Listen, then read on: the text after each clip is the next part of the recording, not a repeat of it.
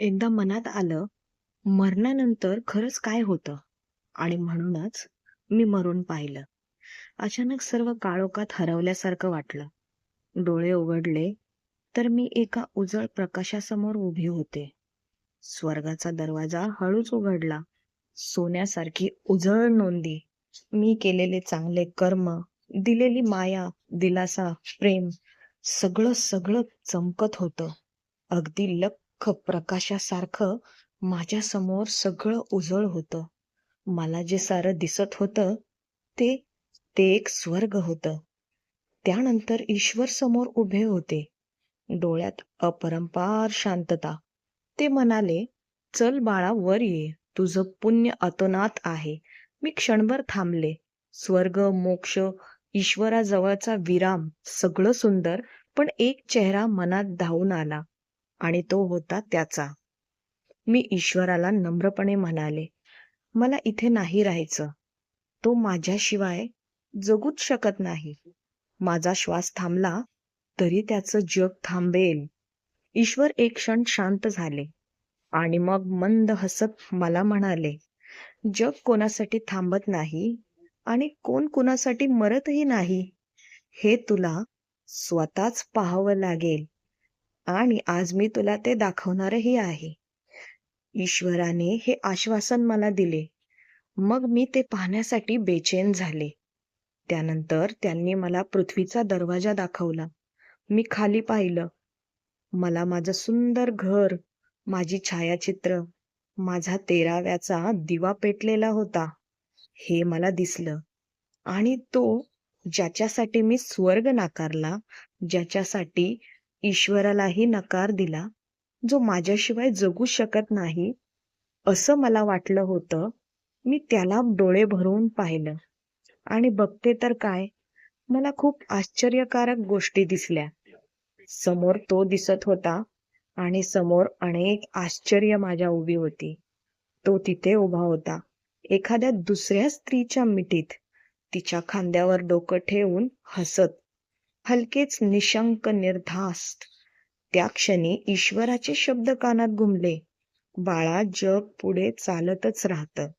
जग पुढे चालतच राहतं." जे सत्य डोळ्यासमोर पाहिलं होतं, जे ईश्वराने दाखवलं होतं, त्यावर विश्वास ठेवणं खूप कठीण जात होतं.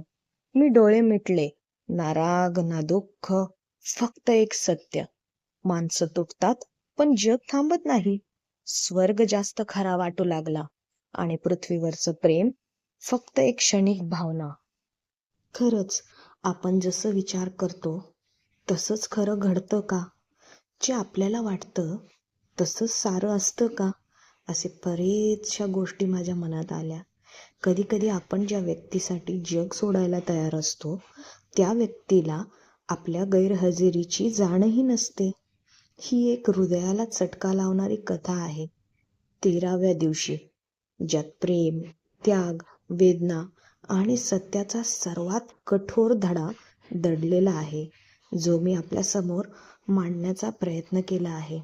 ही खरी परिस्थिती आज जगाची आहे. आपल्याला वाटतं एखादी व्यक्ती आपल्याशिवाय राहूच शकत नाही, पण सत्य काहीतरी वेगळंच असतं. कोणीच या जगात कोणासाठी थांबत नाही. आपल्या आयुष्यात बरेचदा असं होतं की आपल्याला वाटायला लागतं की एखादी व्यक्ती आपल्याशिवाय कधी आणि कुठेच जगूच शकत नाही, किंवा आपण नसेल तर ती गोष्ट होणारच नाही. पण खरं सांगते, कोणाच्याच आयुष्यात कोणा वाचून काहीच अडत नसतं. कोणा वाचून कोणाचं काही अडत नसतं, कारण फक्त आपणच जगाच्या गोंधळात एखाद्या माणसाला इतकं महत्त्व देतो की आपल्याला वाटतं, हा माणूस माझ्याशिवाय कधीच जगू शकत नाही. आणि तोच आपला सगळ्यात मोठा भ्रम असतो, जो प्रत्येक व्यक्तीच्या आयुष्यात कधी ना कधी, कुठे ना कुठे, कसा तरी वाटायला येत असतो. त्यामुळे हे जाणणं खूप महत्त्वाचं आहे. आयुष्य कोणासाठी थांबत नाही. प्रत्येक जण आपल्या आयुष्यातील जबाबदाऱ्या, स्वप्न आणि भावना घेऊन पुढे जातं. पण आपण मात्र भावनेने जड होतो.